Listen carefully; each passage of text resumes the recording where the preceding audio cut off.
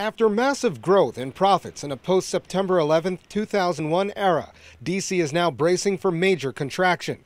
Cuts in defense spending are already causing a trickle-down effect on regional businesses that will adversely affect the metropolitan area economy. It's a question also of confidence right now. Companies such as Northrop Grumman, ITT Defense and Information Systems, and Lockheed Martin, and others have either faced dozens of layoffs or had numerous employees accept buyout offers to close their positions. I think shrinking would be a real good idea.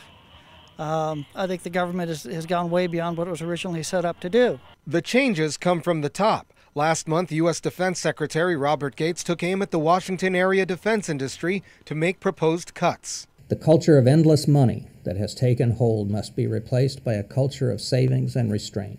Secretary Gates called for 10% spending cuts on support contractors over the next 3 years during his announcement of major cost shifting in the Department of Defense.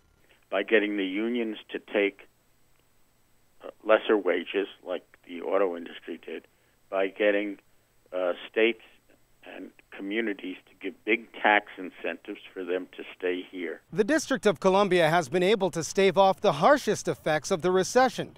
During the defense buildup over the past decade, Washington has become heavily dependent on White House policies, and in particular, defense spending.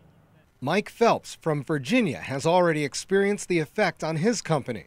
We've closed actually 2 of our facilities, but we've also started putting people back to work and working overtime. So it's a mixed blessing. Federal spending now amounts to 37% of the regional economy, up from 33% in 2000. Over the same period, the size of the defense procurement contracts in the area nearly tripled, rising from $12 billion to more than $35 billion, according to recent statistics.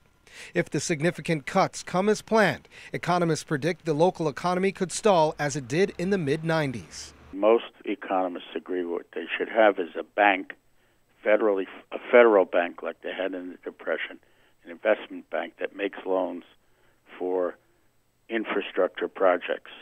The D.C. metro area impact will be so great, some economists say that its shrinking effect could put a drag on the regional economy for years. Colin Campbell, Washington.